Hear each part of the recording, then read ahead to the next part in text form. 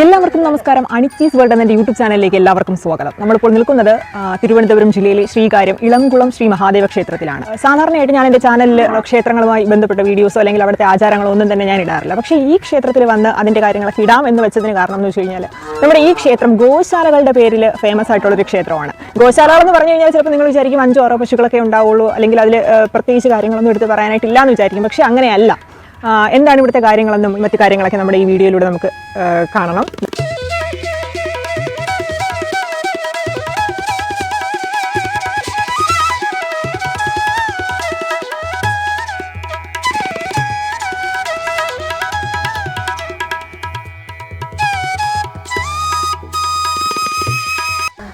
കുട്ടപ്പൻ നായർ ഒരു കൊല്ലത്തിന് ശേഷം പുരോഗമനം തന്നെ ഇവിടെ. അത്രയ്ക്കും വലിയ വിശേഷ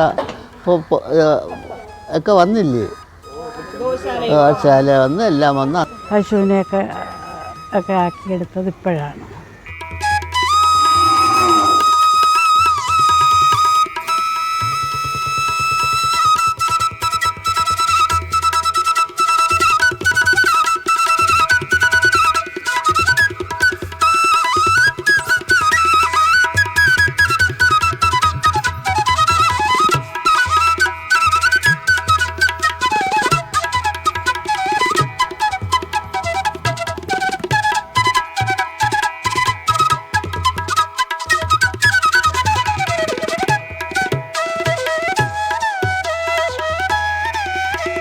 ഞാൻ ടി.എച്ച്. ശ്രീജിത്ത്, ഇളംകുളം ശ്രീ മഹാദേവ ക്ഷേത്രത്തിൻ്റെ പ്രസിഡൻ്റാണ്. ഏതാണ്ട് 1100 വർഷത്തോളം പഴക്കമുണ്ടെന്ന് പഴമക്കാർ പറയുന്ന, ചരിത്രവും പറയുന്ന ഒരു മഹാക്ഷേത്രമാണിത്. പ്രകൃതി എന്തുകൊണ്ടും കനിഞ്ഞനുഗ്രഹിച്ചിരിക്കുന്ന, പ്രകൃതിയുടെ എല്ലാ ഐശ്വര്യവും വഴിഞ്ഞൊഴുകുന്ന ഈ ഭൂപ്രദേശം എന്തുകൊണ്ടും ഈശ്വര സങ്കേതമാണ് എന്നുള്ളതിന് മറ്റൊരു ഉദാഹരണത്തിൻ്റെ ആവശ്യമില്ല. കാവ് കൊണ്ടും കുളം കൊണ്ടും നിറഞ്ഞു നിൽക്കുന്ന ഈ പ്രദേശം ഒരു കാലത്ത് മുഴുവൻ ആ കുളത്താൽ ചുറ്റപ്പെട്ടിരുന്ന, കുളത്തിന് നടുക്കൊരു ശിലയിൽ ആവിർഭവിച്ച ദേവചൈതന്യം, സ്വയംഭൂവായ ദേവചൈതന്യം, അതിനു മുമ്പേ തന്നെ സർപ്പക്കാവുകളാൽ സംരക്ഷിക്കപ്പെട്ടിരുന്ന ഈ ദേവഭൂമി, അതുപോലെ തന്നെ വിശാലമായ പാറക്കെട്ടുകളോട് കൂടിയ അതിവിശാലമായ കുളം, നിറയെ മരങ്ങളും കാവുകളും കൊണ്ട് നിറഞ്ഞിരുന്ന ഈ പ്രദേശം, ഇതിനപ്പുറം ദേവചൈതന്യം തുളുമ്പി നിൽക്കുന്നു എന്ന് പറയുന്നതിന് മറ്റെന്താണ് അർത്ഥമുള്ളത്?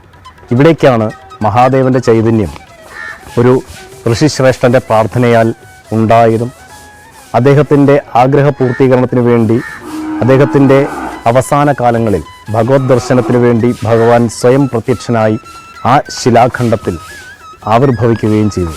അവിടെ നിന്നാണ് ഈ ക്ഷേത്രത്തിൻ്റെ ഒരു വലിയ തുടക്കം ഉണ്ടാകുന്നത്.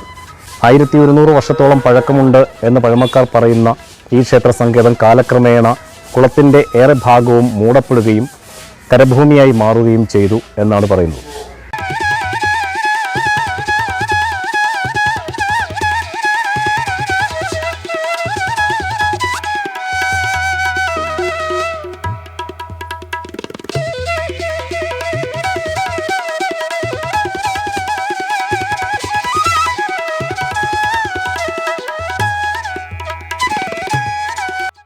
സ്ഥിരമായിട്ട് വരുന്നൊരു ഭക്തനാണ്. ഈ ഗോശാല ഈ അടുത്ത 2 വർഷക്കാലം 2 വർഷത്തിനകത്തേ ആയുള്ളൂ. എന്താണ് ഒരു വ്യത്യാസം? നമ്മുടെ ക്ഷേത്രത്തിന് മൊത്തം അത് വന്നപ്പോൾ ഒരു ഐശ്വര്യമുണ്ട്. കാരണം എല്ലാ ഇനമുള്ള പശുക്കന്നുകളെയും പശുക്കുട്ടികളെയും കൃഷ്ണനെ തൊഴുതിട്ട് പിന്നെ അതിനെ കാണാം, അതിനെ തൊഴുതിട്ട് പിന്നെ കൃഷ്ണനെ കാണാം. പിന്നെ നമ്മൾ വലത് വെച്ച് സാധാരണ വരും പോലെ പഴയ ഇളംകുളമല്ല, ഇതിപ്പോൾ പുതിയ ഇളംകുളമാണ് കൊടുക്കുന്നത്. ഭക്തർക്ക് നേരിട്ട് കൊടുക്കാൻ കഴിയില്ല. അവിടെ നമുക്ക് ഒരു ആഹാരവും പശുക്കൾക്ക് കൊടുക്കാൻ കഴിയില്ല. അതവിടെ ഏൽപ്പിച്ചാൽ കൊടുക്കാൻ കഴിയുള്ളൂ. അല്ലാതെ വരുന്നവർക്കെല്ലാം കൊടുക്കാൻ കഴിയില്ല. കാരണം എന്തെങ്കിലും സംഭവിച്ചാൽ ഈ പൊതുജനം ആരും വിടില്ല. ഒരു കുറവ് തന്നെയാണ്. അനുഭവം ഒരുപാടുണ്ട്, പറഞ്ഞാൽ തീരാത്ത അനുഭവങ്ങളുണ്ട്, അസുഖങ്ങളുണ്ട്. നമ്മളെന്തെങ്കിലും ദുഃഖം വരുമ്പോഴത്തേക്ക് വിളിക്കാറുണ്ട്. ഇതെല്ലാം ഇവിടെ കൊണ്ട് തന്നെ പരിഹരിച്ച് ഓരോ മുമ്പോട്ട്. ഓ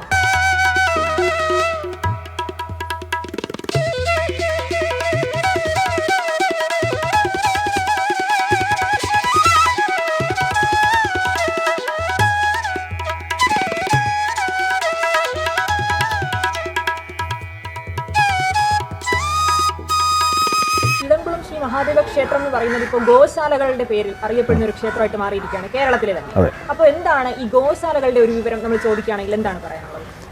ഇത്തരത്തിലുള്ള ക്ഷേത്ര സങ്കേതം ഇത് ഇവിടുത്തെ ഗോശാലകൃഷ്ണൻ ഉപദേവനാണ്. മഹാദേവൻ്റെ ഒരു ഉപദേവനായിട്ടാണ് ഇവിടെ പ്രതിഷ്ഠിതമായിരിക്കുന്നത്. കേരളത്തിൽ മാത്രമല്ല, ഞങ്ങളുടെ അറിവിൽ ദക്ഷിണേന്ത്യയിൽ പോലും ഇത്തരത്തിലുള്ളൊരു ക്ഷേത്രവിധാനമില്ല. കാരണം ഇവിടെ ഗോക്കൾ നിൽക്കുന്നത് ഭഗവാന്റെ സങ്കേതത്തിലാണ്, ചതുശാലയിലാണ്.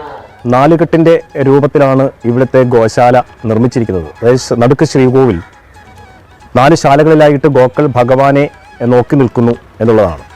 അതായത് ഇവിടെ ഗോക്കൾ തന്നെയാണ് ഭഗവാനെ പൂജിക്കുന്നത്. ചമ്മട്ടിയേന്തിയ 12 വയസ്സുള്ള വളരെ വൈബ്രൻ്റ് ആയിട്ടുള്ള അനുഗ്രഹ കല ഏറ്റവും മുന്തിയ തരത്തിലുള്ള ഒരു ഗോശാല കൃഷ്ണനാണ് ഇവിടെ പ്രതിഷ്ഠിതമായിരിക്കുന്നത്.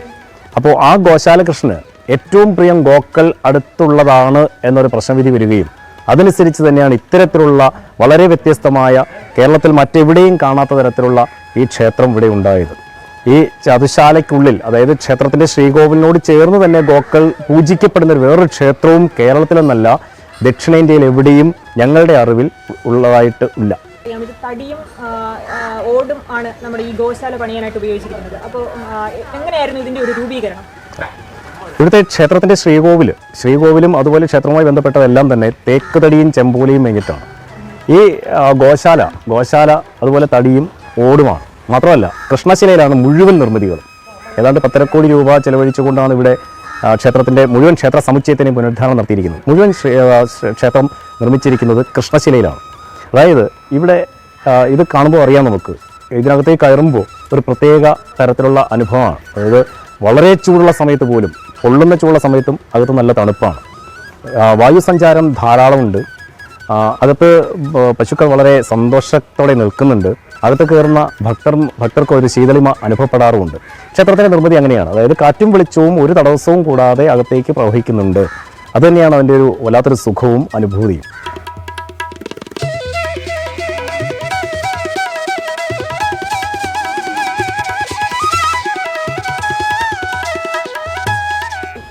എത്ര പശുക്കളുണ്ട്? അതിന്റെ ആഹാര രീതി എങ്ങനെയാണ്? അവറ്റകളുടെ ഒരു പരിപാലന രീതി എങ്ങനെയാണ്? നിലവിലിപ്പോൾ 14 പശുക്കളാണുള്ളത്. ഈ ഗോശാലയുടെ വലിയ പ്രത്യേകത, ഇവിടെ ഭാരതത്തിൻ്റെ തനത് ഇനങ്ങളാണ് സംരക്ഷിക്കപ്പെട്ടിട്ടുള്ളതെന്നല്ല പറയേണ്ടത്, പൂജിക്കപ്പെടുന്നത്. രാജസ്ഥാനിൽ നിന്ന്, പഞ്ചാബിൽ നിന്ന്, ആന്ധ്രയിൽ നിന്ന്, കർണാടകയിൽ നിന്ന് ഒക്കെയുള്ള വിവിധ ഇനം പശുക്കൾ. കേരളത്തിൻ്റെ വെച്ചൂരുണ്ട്, ആന്ധ്രയിലെ ചിറ്റൂർ സ്വദേശിയായിട്ടുള്ള ചിറ്റൂർ ജില്ലയിലെ പുങ്കന്നൂർ എന്ന ഇനത്തിൽപ്പെട്ട, അതായത് ലോകത്തിലെ ഏറ്റവും ചെറിയ പശുക്കളിൽ പെടുന്ന ഒന്നാണ് പുങ്കന്നൂർ എന്ന് പറയുന്നത്. പുങ്കന്നൂരുണ്ട്. ഉത്തര കർണാടകയിലെ കൃഷ്ണ ഇനത്തിൽപ്പെട്ട പശുക്കളുണ്ട്. ഗുജറാത്തിലെ ഗിർ പശുക്കളുണ്ട്. രാജസ്ഥാനിലെ കാംഗ്രജ് ഉണ്ട്. സഹിവാൾ, പഞ്ചാബ് പാകിസ്ഥാൻ ബോർഡർ ജന്മദേശമായിട്ടുള്ള സഹിവാളുണ്ട്. ഏറ്റവും ശ്രേഷ്ഠമായിട്ടുള്ള കപില ഇനത്തിൽപ്പെടുന്ന പശുക്കളും ഇവിടെയുണ്ട്. ഇത് എല്ലാം, അതായത് ഭാരതത്തിൻ്റെ തനി നാടൻ ഇനങ്ങളെയാണ് ഇവിടെ സംരക്ഷിക്കപ്പെടുന്നത്. അവയുടെ പ്രത്യേകത മീൻസ് അവരുടെ ഭക്ഷണ രീതിയെക്കുറിച്ചാണ് ചോദിച്ചത്. ഇവിടെ ഭക്തരാണ് ഈ പശുക്കളെ ഊട്ടുന്നത്. അതായത് അത് ഇവിടുത്തെ ഒരു വഴിപാടാണ്. ഗോ ഊട്ട് എന്ന് പറയുന്നൊരു വഴിപാടാണ്. അപ്പോൾ നമ്മളുടെ ഈ സകല ദുരിതങ്ങൾക്കും അറുതിയായിട്ട് നമ്മെ പോറ്റിയിരുന്ന ഗോവിനെ നമ്മൾ ആരാധിക്കുമ്പോൾ അവരെ മനസ്സുകൊണ്ടും ശരീരം കൊണ്ടും നമ്മൾ പ്രീതിപ്പെടുത്തുക എന്നുള്ളതാണ്. അതാണ് ഭഗവാൻ ഇഷ്ടം എന്നാണ് പറഞ്ഞിരിക്കുന്നത്. അപ്പോൾ ഗോ ഊട്ടും ഗോപൂജയുമാണ് ഇവിടുത്തെ ഏറ്റവും പ്രധാന വിശേഷപ്പെട്ട വഴിപാടെന്ന് പറയുന്നത്. ഭക്തർ സങ്കല്പിച്ച്, പേരുന്നാളും സങ്കല്പിച്ച്, നമ്മളൊരു സങ്കല്പത്തോടെയാണ് ഇവരെ ഊട്ടുന്നത്. അതായത് ഭഗവാൻ എപ്രകാരമാണോ നിവേദ്യം കൊടുക്കുന്നത്, ഇവിടെ ഗോ ഊട്ടെന്ന് പറയുന്നത് ഗോക്കൾ കൊടുക്കുന്ന നിവേദ്യമാണ്. ഇപ്പോൾ ഇവിടെ ഗുജറാത്തിൽ നിന്നുള്ള നമ്മുടെ അമുലിൻ്റെ ഒരു ഉൽപ്പന്നമുണ്ട്, സൈലേജ് എന്ന് പറയും. അതാണ് പശുക്കൾക്ക് ഏറ്റവും പ്രിയം, അതാണ്. അത് കൊടുക്കുന്നുണ്ട്. ഭക്തർ തന്നെ ഇവിടെ പുല്ല് സമർപ്പിക്കുന്നുണ്ട്. അറുത്തുകൊണ്ടൊന്നും സമർപ്പിക്കുന്ന രീതിയുണ്ട് ഇവിടെ. വേറെ ഭക്തന്മാർ അത് ചെയ്യുന്നുണ്ട്. പിന്നെ വൈക്കോലുണ്ട്. ഏതായാലും പുറമേ നിന്നുള്ളൊരു ഭക്ഷണവും ഇവിടെ അനുവദിക്കാറില്ല. കാരണം പശുക്കളുടെ ആരോഗ്യം വളരെ ശ്രദ്ധയോടെ കൈകാര്യം ചെയ്യപ്പെടേണ്ടതായതുകൊണ്ട് പുറമേ നിന്നുള്ള ഭക്ഷണമില്ല. ഗോവൂട്ട് സങ്കല്പിക്കുന്ന ഭക്തർക്ക് ഇവിടെ നിന്ന് തന്നെ അവർക്ക് ഗോവിനെ ഊട്ടാനുള്ള ഭക്ഷ്യവസ്തുക്കൾ കൊടുക്കും. അവർ തന്നെയാണ് അത് ഭഗവാനെ സങ്കല്പിച്ചുകൊണ്ട്, നമ്മുടെ സങ്കല്പവും ഭഗവാനിൽ അർപ്പിച്ചുകൊണ്ട് ഈ പശുക്കൾക്ക് ആ ഗോവൂട്ട് നടത്തുന്നത്. ഇവിടെ ഈ ഗോശാലയുടെ പരിപാലനത്തിന് വേണ്ടിയിട്ട് മുഴുവൻ സമയവും 2 പേരുണ്ട്. ഗോപരിപാലനം കുലത്തൊഴിലായി സ്വീകരിച്ചിരിക്കുന്നത് തന്നെയാണ് ഇത് ചെയ്യുന്നത്. നേപ്പാളിൽ നിന്നുള്ളവരാണ് അത് ചെയ്യുന്നത്. വളരെ വൃത്തിയായിട്ട് ചെയ്യുന്നത്. നിങ്ങൾക്കിപ്പോൾ നോക്കുമ്പോൾ അറിയാം, ഈ ഗോശാലയ്ക്കുള്ളിൽ കടന്നാൽ ഏതെങ്കിലും ഒരു തൊഴുത്തിൽ കയറുന്നൊരു പ്രതീതിയല്ല. ശരിക്കും ക്ഷേത്രത്തിൻ്റെ ശ്രീകോവിൽ എത്രത്തോളം പവിത്രവും ശുദ്ധവുമാണോ അതുപോലെ തന്നെയാണ് ഈ ഗോശാല സംരക്ഷിക്കപ്പെട്ടിരിക്കുന്നത്, ഗോക്കൾ പൂജിക്കപ്പെടുന്നത്. ക്ഷേത്രത്തിൽ വരുന്ന ഓരോ ഭക്തർക്കും പറയാനുള്ള ഓരോരോ അനുഭവങ്ങളാണ്. നമ്മൾ ചോദിച്ചപ്പോൾ നമുക്ക് മനസ്സിലായ കാര്യം എന്താണ് ഒരു ഭക്തൻ എന്നുള്ള നിലയ്ക്ക്, സ്ഥിരമായിട്ട് ഇവിടെ വരുന്ന ഒരാൾ എന്നൊരു നിലയ്ക്ക് എന്തൊക്കെയാണ് പറയാൻ? ഇവിടെ 10-14 കൊല്ലം കൊണ്ട് വരണമുണ്ട്, എനിക്ക് വിശ്വാസമുണ്ട്. ഇവിടെ ഗോശാല ഇപ്പോൾ 2 വർഷമായിട്ട് നമ്മൾ അമ്പലത്തോടനുബന്ധിച്ച് വന്ന ഒരു കാര്യമാണ്. അപ്പോൾ എന്താണ് ആ ഗോശാല വന്നതിന് ശേഷമുള്ള അമ്പലത്തിൻ്റെ ഒരു മാറ്റം, അല്ലെങ്കിൽ എന്താണ് ആ ഒരു ഐശ്വര്യത്തിൻ്റെ ഒരു പ്രതീതി കൂടിയോ എങ്ങനെയാണ്? അത് കൂടിയിട്ടുണ്ട്. ഒരുപാട് വ്യത്യാസമുണ്ട്. അത് വലിയ ഐശ്വര്യമുള്ളൊരു വ്യത്യാസമാണ്. എന്നും ഇതുപോലെ ഐശ്വര്യമാണ് വരണത്, ഇനി വരും. അപ്പോൾ ഈ സങ്കേതത്തിലേക്കാണ് ഗോശാല കൃഷ്ണൻ എന്ന ഭാവത്തിൽ പുതുതായി മാറ്റി പ്രതിഷ്ഠിക്കപ്പെട്ട ഗോശാല കൃഷ്ണൻ ഉള്ളത്, ഗോക്കൾ ഇവിടെ ഉള്ളത്. ഏതായാലും ഇന്നതിൻ്റെ ഖ്യാതി നമ്മുടെ കേരളത്തിൻ്റെ അതിർത്തിയും വിട്ട് പുറമോട്ട് പോയതുകൊണ്ടാവാം തമിഴ്നാട്ടിൽ നിന്ന്, ചെന്നൈയിൽ നിന്നൊക്കെ ഈ ക്ഷേത്രത്തിൻ്റെ ദർശനത്തിന് വേണ്ടിയിട്ട് ധാരാളം ഭക്തർ വരുന്നുണ്ട്. മംഗലാപുരം പ്രദേശത്ത് നിന്ന് ഗോപൂജയ്ക്കായിട്ട് വിശേഷാൽ ഇവിടെ വരുന്നുണ്ട് ആൾക്കാർ. കേരളത്തിൻ്റെ വിവിധ ഭാഗങ്ങളിൽ, തൃശ്ശൂരിൽ നിന്ന്, എറണാകുളം, കോഴിക്കോട്, മലപ്പുറം ഭാഗത്തു നിന്നൊക്കെ ഒരുപാട് ഭക്തജനങ്ങൾ ഇവിടെ ഗോപൂജയ്ക്കായിട്ട് വരുന്നുണ്ട്. ഇവിടെ നമ്മുടെ നാട്ടിലുള്ള ഭക്തന്മാർ ധാരാളം വരുന്നുണ്ട്. ഒപ്പം തന്നെ വെളിയിൽ നിന്ന്, വിദേശങ്ങളിൽ നിന്ന് ഈ ഗോപൂജ വഴിപാടായിട്ട്, ഓൺലൈൻ വഴിപാടായിട്ട് പോലും ആൾക്കാർ ചെയ്യുന്നുണ്ട്. വരാൻ പറ്റാത്തവർ അങ്ങനെ കൂടി ചെയ്യുന്നുണ്ട്. അതായത് നിത്യം ഇവിടെ ഏതാണ്ട് 10-ൽ പരം ഗോവൂട്ടും ഗോപൂജയും നടക്കാറുണ്ട്. ഈ ഒരു ക്ഷേത്ര സങ്കേതം ഈ ആധുനിക കാലത്ത് നിർമ്മിക്കപ്പെട്ടിരിക്കുന്നത് ഏറ്റവും പഴമയെ ചേർത്തുകൊണ്ടാണ്. അതായത് കൃഷ്ണശിലയും തടിയും ഓടും ചെമ്പോലയും തേക്കുതടിയും ഒക്കെയാണ്. അതുപോലെ ഇവിടെ ക്ഷേത്രത്തിൻ്റെ വലിയ ബലിക്കൽപ്പുര, ആ ബലിക്കൽപ്പുരയുടെ നവീകരണത്തിലും ഇതുപോലെ തന്നെ ഏതാണ്ട് 1.5 വർഷം പൂർണ്ണമായും എടുത്തുകൊണ്ടാണ്, ഒരു വർഷവും 5 മാസവും പൂർണ്ണമായി എടുത്തുകൊണ്ടാണ് അതിനകത്ത് കൊത്തുപണികൾ ചെയ്തിരിക്കുന്നത്. അത് ഒന്നും മെഷീൻ വർക്കല്ല, മുഴുവൻ കൊത്തുപണികൾ തന്നെയാണ്. ശില്പികൾ അവിടെ ഇരുന്ന്, കലാകാരന്മാർ ഇരുന്ന് ഈ ഇത്രയും നാൾ 17 മാസം പൂർണ്ണമായും ഇവിടെ തങ്ങിക്കൊണ്ടാണ് ആ പണികൾ പൂർത്തിയാക്കിയിരിക്കുന്നത്. ക്ഷേത്രത്തിൻ്റെ ഐതിഹ്യം അതിൻ്റെ വലതുഭാഗത്തായിട്ടും ബാക്കിയുള്ള 3 ഭാഗത്തും മച്ചിലും ശിവപുരാണവുമാണ് കൊത്തിയിരിക്കുന്നത്. അത് നമുക്ക് ബാക്കിയുള്ള ഈ വർക്കിലൊക്കെ നിങ്ങൾക്ക് കണ്ടാൽ മനസ്സിലാവും. ആനക്കൊട്ടിലിൻ്റെ ആയാലും അതുപോലെ കൂത്തമ്പലത്തിൻ്റെ ആയും അല്ലെ ഒക്കെ തടിയുടെ വർക്ക് മുഴുവൻ മെഷീനിലല്ല, പൂർണ്ണമായും കൊത്തുപണിയാണ് കലാകാരന്മാർ ഇവിടെ ഇരുന്ന് ചെയ്തിട്ടുള്ളതാണ്.